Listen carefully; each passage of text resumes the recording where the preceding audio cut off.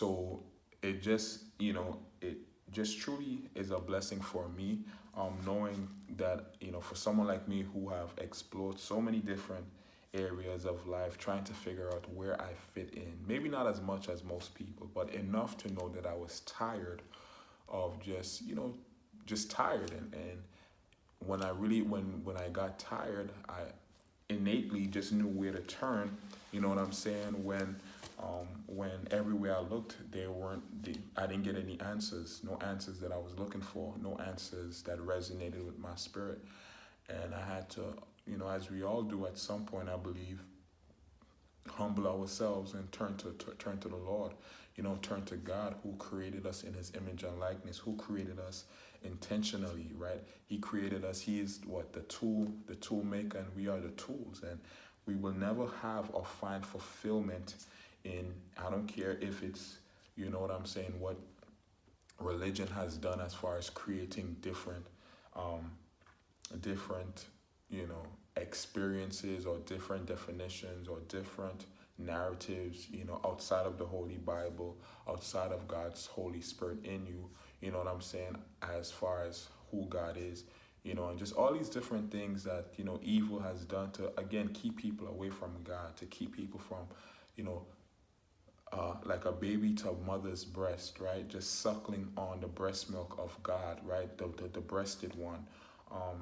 That's what the world does. It wants to snatch you away from the mother's, from your mother's nipple, right? From your father's nipple, even before you are even, well enough or healthy enough, or, according to nature, right? If we want to talk nature wise, according to just the cycle, of newborn baby, right? And that's what the world wants you to do. It wants to strip, to divide, strip, and just have people just burnt out. You know what I'm saying? And then when you burnt out, you now have to go to a doctor, go wherever else to find health and strength. And you'll notice, God throughout all of this is nowhere to be found, right? He's nowhere to be found throughout the course of life when you talk about just the model, just cultural and societal model and expectations when it comes to success. I can't tell you, unless of course it's from a Christian or a religious, whether you're Jewish, Muslim, Islam, you know what I'm saying, Hindu, unless you're from a religious background that religion is embedded in your life, that is how you maintain some attachment to religion. But when in America, when you come, especially in and this is a great, amazing country, don't get me wrong, but I'm just talking about the shift in the culture and how things have changed. And we can look at just the status of our current affairs, right? We can look at just now public schools, right? I went to public schools in New York City, and I can attest to just the destruction, just to the demise, just to the chaos and the confusion, and just the low level kinds of learning, and just overall just atmosphere that I believe truly. And then of course growing up in the islands where religion, as far as like Christianity, you know what I'm saying, the Holy Bible being embedded and a part of our society back in the Caribbean, I can tell you there are two different cultures. But honestly, I feel like one is definitely may not have as much resources and opportunities, right? And things as far as becoming successful. But when it comes to the foundation, when it comes to raising up a wholesome person, when it comes to raising up someone with respect and just, just kindness and just, just a level of maturity and overall just what we are to be as human beings, definitely you will find that in the islands, where the culture is about, it's religious, yes, but there is a foundation, there's a spiritual foundation. Anything that human beings are involved with, there are going to be some level of corruption and perversion in it, but it doesn't take away from the intention and God's intention for spirituality and the purpose of religion. You know what I'm saying? His intention for it on this earth for human beings, it doesn't take away from that, right? Regardless of what human beings do to corrupt and to perverse and to taint God's good intentions for human beings. So we have to get to the point where we're able to separate, to be large-minded about it, right? Separate, what the world is saying, our personal feelings, and then the truth. And the truth can only be revealed by God who is truth, Holy Spirit who is truth. And so I pray that over everyone who's listening to this video, that whatever it is that you have as far as whatever discontent, you know what I'm saying, whatever anger, frustration, just confusion that you have about your religion as a Christian, or even as a Jewish person, or as someone who's Muslim or Islam, understand that God is above all else. He's above everything. And anything that you're confused about, you don't need to go to your pastor. You don't need to go to your leader. You don't need to go to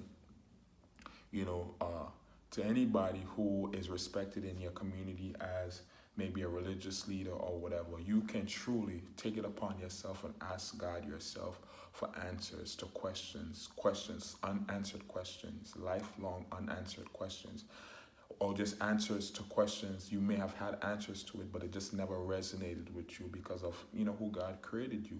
A lot of us, we don't know who we are. Because we don't know who we are, we lack the confidence to believe or not believe what is said to us. If you know that you've been given a spirit if you know that God's spirit lives within you, right, and you have the spirit to be able to discern, you know what I'm saying, people's lies, people telling lies, people telling truth or whatever.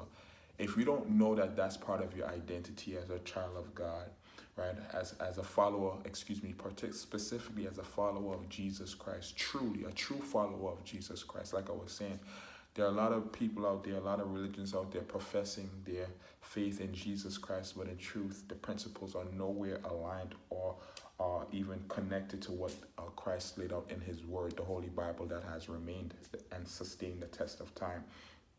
So all these are, again, I'm highlighting so that you can, again, it's really about you seeking God. Like at this point, there shouldn't be no excuses, no reason to blame anybody for just the false teachings, or what I'm saying, what you've experienced that made you fall away from the faith of lack or disown God. Truly, we have to start taking responsibility for our lives.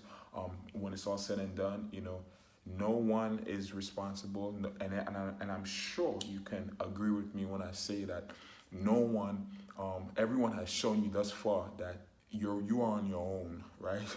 I don't care how close the person may have been to you, or the closest person in your life at some point have probably shown you that you are on your own at the end of the day.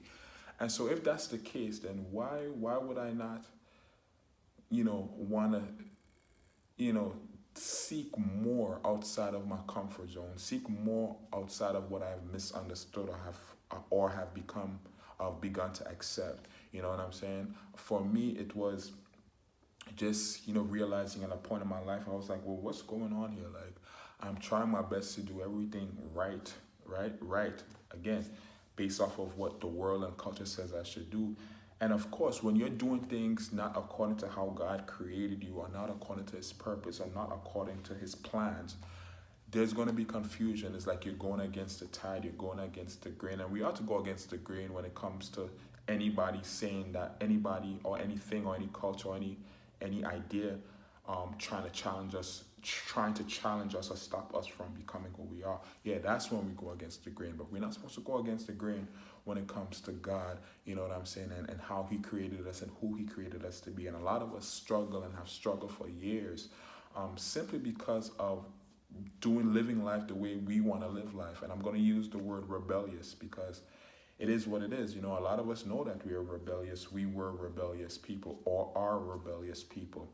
And I don't believe it's a bad thing in a sense. I don't believe it's a bad thing. I believe when it's directed or misappropriated, I do believe it's bad. I don't believe we should rebel against God in any way. Against culture, against society, yes, but still you have to be careful when you say you're rebelling against society, or you're rebelling against culture, because rebellion can quickly